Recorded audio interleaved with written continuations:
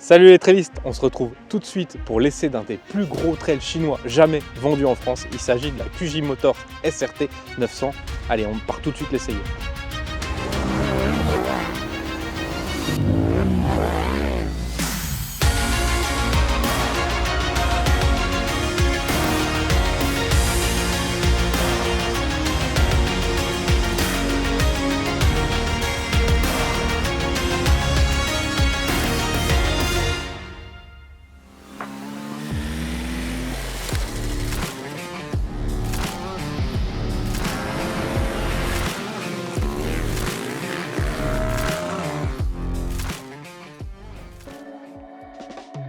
Ça, c'est la QJ Motors SRT 900 SX Touring, l'un des plus gros trails jamais conçus par l'industrie chinoise. Et si vous connaissez pas QJ, laissez-moi vous rafraîchir la mémoire. La Benelli TRK 502, ça vous parle? Non, pas le 3 cylindres Trek de 2010, à l'époque où la marque était encore italienne et surtout au bord de la faillite. Je te parle du Trail A2 Made in China qui a mis tout un paquet de permis en selle, en rendant le trail routier le plus accessible possible. Bref, derrière la marque italienne, aujourd'hui c'est eux, Qianzhang. Et depuis quelques temps, ils ont décidé d'arrêter d'avancer masqués et ils portent fièrement leur nom sur leur modèle. Aujourd'hui, chez QJ Motor, on a déjà une gamme de 3 trails routiers particulièrement bien équipés, pour ceux qui souhaitent voyager sans exploser leur budget. Alors on les a déjà essayés dans leur série trail, mais aujourd'hui on va se concentrer sur la dernière nouveauté, la SRT 900 SX. Et sa particularité, en plus d'être la plus grosse, c'est aussi d'être la moins chère des trails de cette catégorie, à 9 999 €. Au programme, on a un gros cadre entrée tubulaire, un bicylindre de 95 chevaux calé à 180 degrés qui est encore bridable en A2, mais on a aussi du beau matériel avec un freinage qui est confié à Brembo,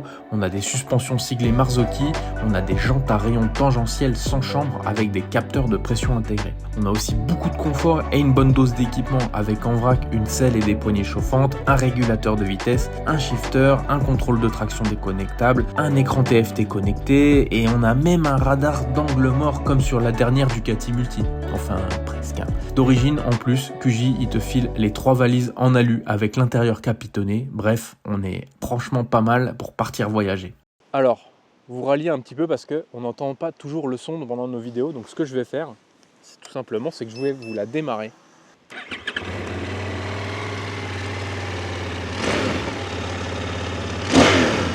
Voilà, elle va s'enfoncer. Et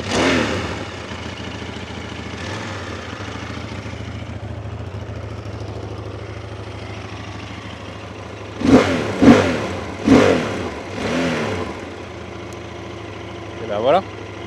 Bon allez, c'est parti pour l'essai routier donc de cette QJ Motors 900 SRT. Et ce que je peux vous dire d'emblée, c'est que c'est une moto qui est pas légère, Bon, on l'avait vu sur la fiche technique, 264 kg avec les 24 litres d'essence et la bagagerie. Pour un moteur de 95 chevaux, finalement c'est un peu limite.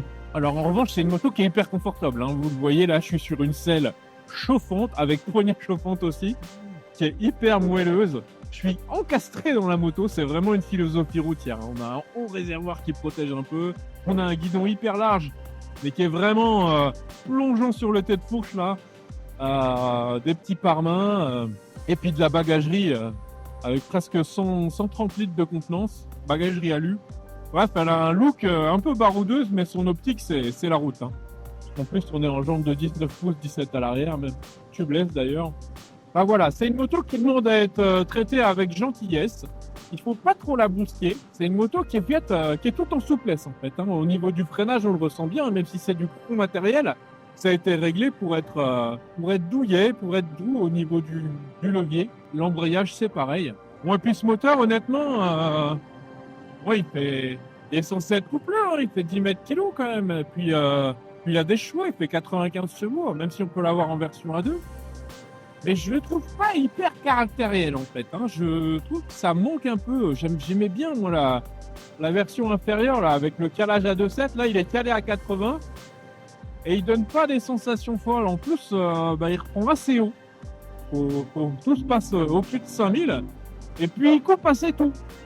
Moi, vers 8-9 000, c'est terminé. En sachant que la zone rouge, elle est à 9005, quelque chose comme ça quoi. Et puis le regret que j'ai quand même par rapport aux aptitudes routières de cette moto, c'est sa protection. Parce qu'ok, on a un écran TFT assez coloré, un régulateur de vitesse, ça c'est plutôt une bonne nouvelle. On a des poignées chauffantes, la selle chauffante, etc. On a un ride by wire, ce qui permet d'avoir un quick shifter aussi. Mais on n'a pas de bulle électrique. Et pire, la bulle est pas réglable. Ou alors il faut sortir des clés et il faut peut-être la rehausser. Je vais voir ça tout à l'heure. Et quand même, quand on commence à mettre autant d'électricité et d'électronique sur une moto, une bulle électrique, surtout pour les aspirations routières de ce modèle, c'est quand même dommage de passer à côté. Et bon, globalement, ça reste quand même, je vais pas dire une mauvaise surprise, hein, je vais dire que ça reste, ça correspond à ce à quoi je m'attendais. Une moto chinoise à 10 000 €. Je pense que quand même, il y a moyen de faire un petit peu mieux sur le marché actuellement. D'ailleurs, un QJ de la voie à moitié, c'est la dernière moto de la gamme de l'année 2025 qu'ils ont souhaité présenter. Ils préfèrent mettre en avant leurs autres petits modèles et je les comprends, hein, ce qui est équivalent un petit peu à la Rierou qu'on a essayé il y a peu de temps. Donc je vous renvoie là-dessus. Mais je vais arrêter de parler et je vais refaire un peu des impressions. Bon, alors voilà pour cet essai succinct quand même de cette nouvelle QJ Motors. Écoutez, et c'est un petit peu mitigé quand même, cette année on a eu l'occasion de tester les autres versions proposées en niveau du trail sur cette marque.